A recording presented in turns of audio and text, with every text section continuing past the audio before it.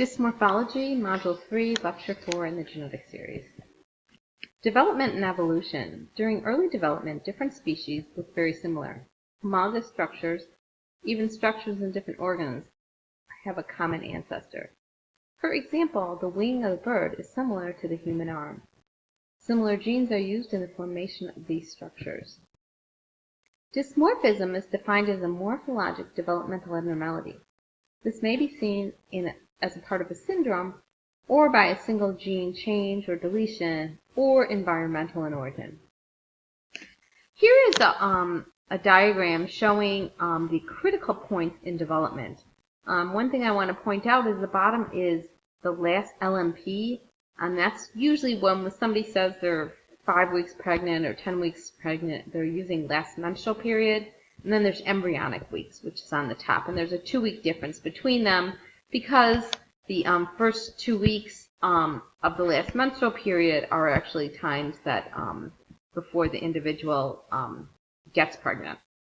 Anyway, the first 2 weeks after fertilization, there is the embryo is actually floating in the amniotic fluid. In the fallopian tube.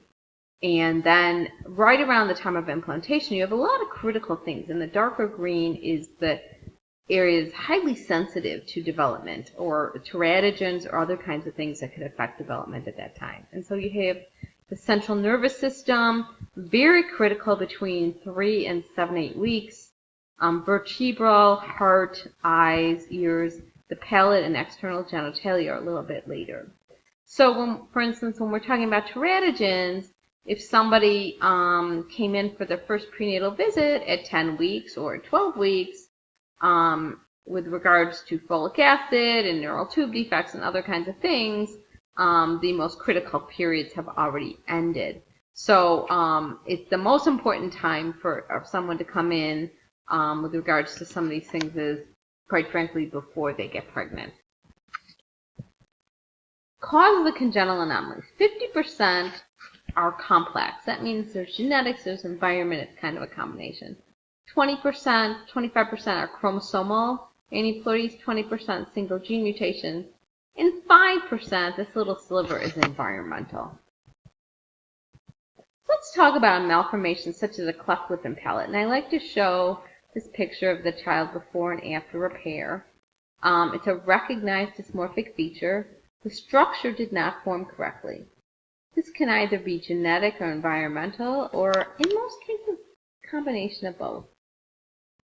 Here we have a deformation. A deformation is an external structure force resulted in the structure not forming correctly.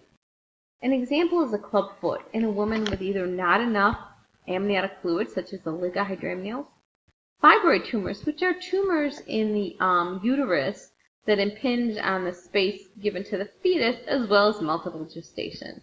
So if his foot got stuck underneath his sibling's head, it might result in a club foot.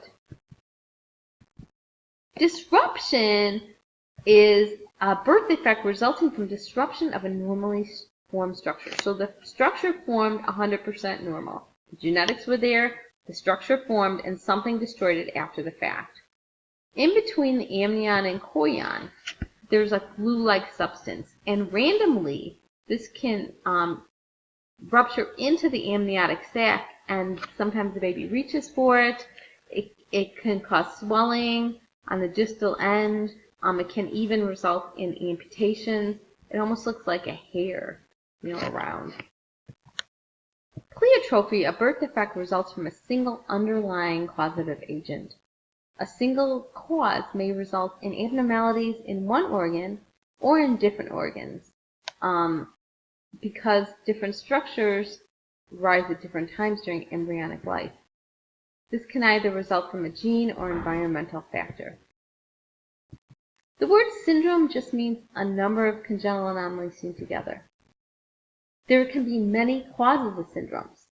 A causative agent, such as a gene or a teratogen, can cause a syndrome, or a chromosomal abnormality, such as in the case of Down syndrome. A sequence is when an agent, either a gene or vascular event, or a teratogen result in a single defect that results in other defects. So other anomalies are caused by the initial malformation. Pierre-Robin sequence is one of the more common sequences. And what happens is you have a very small jaw for whatever reason, and the jaw results in the tongue being pushed forward, or glossopteris, pushing up on the palate during development and resulting in a kind of a U-shaped cleft palate. So this is a sequence of events that results in a cleft palate, but it starts out with micrognathia, small jaw. Next, we want to just discuss some common dysmorphic features just for terminology. So the philtrum length is often measured, the upper lip, and the shape of the nose. A normal head size and microcephaly. When the head is small, the brain is small. Ear malformations. Here we have the lobe, the antitragus, the conch, the tragus, the rook, helix. Here is a normal ear with normal cartilage, a normal lobe. And one of the things that we like to do is measure where the ear is. So we go from the inner canthal to the outer canthal, and we go across, and we should hit the top of the ear. In this ear, the lobe is kind of unusual, the cartilage is kind of crinkled, and this ear is low set and posteriorly rotated. And the way we know it's low set is we follow the inner to outer, and it should be here, but it's much lower than that. Other ear anomalies include ear pits and ear tags. These can sometimes indicate other problems. Microtia means a small ear, and anotia means no ear. So here we have grade 1 microtia. It's a small ear. We don't really see much of a lobe. Here there's not much of an opening. Here there's just a remnant of what the ear should have been. And here there's no ear at all. Eye spacing. Eye spacing is another measurement used by genetics. The inner canthal distance, the outer canthal distance. Interpupillary area is very difficult to measure, but there are norms for this. Here we have hypertelorism, a very wide-spaced eyes. The telecanthus is when this is dystopia canthoris, is when this little pointy part is missing. Hypotelorism are close-set eyes. And then the most severe of hypotelorism is a single eye, or cyclopia. And that can be seen in holoprosencephaly. Here's an epicanthal fold. This can be seen in children with Down syndrome. So next we're going to talk about the nose. Here's a normal nasal bridge, and here's a depressed nasal bridge. And depressed nasal bridges, or absent nasal bridge, can be seen in Down syndrome. Here's a bulbous nose. So, a newborn has a unilateral club foot. He is one of triplets. The most common cause for this birth defect is malformation syndrome, deformation, disruption, exposure to teratogen, or chromosomal aneuploidy. And this concludes this section.